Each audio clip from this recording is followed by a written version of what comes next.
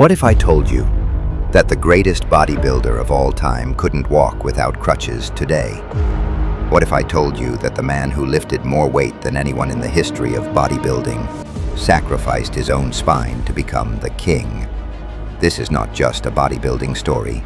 This is the price of chasing immortality. This is the shocking truth of Ronnie Coleman. Born in poverty, raised in a tough neighborhood in Monroe, Louisiana, Ronnie Dean Coleman wasn't destined to be a legend. He didn't even dream of it.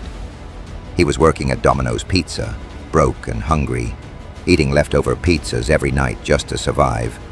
But here's where it gets shocking. One day, a bodybuilder named Brian Dobson offered Ronnie a free gym membership, but only if he let him train him for a bodybuilding show. And guess what?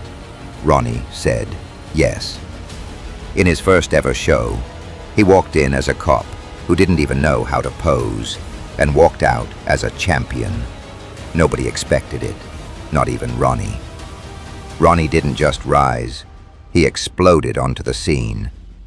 And people were shocked, because this wasn't just any bodybuilder. Ronnie was built different. He wasn't supposed to beat the genetically gifted Flex Wheeler, but he destroyed him.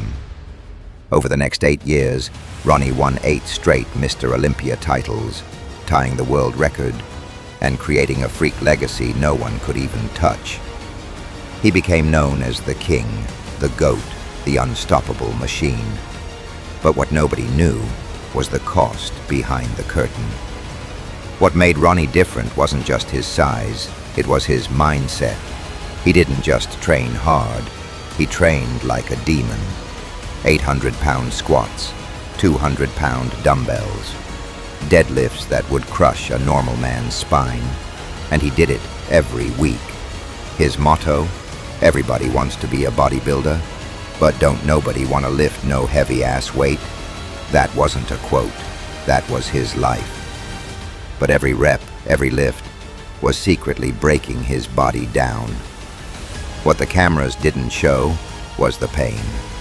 The numbness, the tears behind closed doors. His spine was giving out. Discs were crushed. Nerves were pinched. But he kept going. Why? Because to him, quitting was never an option. Doctors begged him to stop. Friends warned him. But Ronnie, he just smiled and said, "Lightweight, baby." And that's when things took a dark turn. By 2007, Ronnie's body was done. He had won 8 Olympias. He had defeated legends. But now, his body was breaking like glass. 13 major surgeries, 6 back operations, metal rods in his spine. Doctors told him he might never walk again. That line shocked the world, because Ronnie chose pain over peace, greatness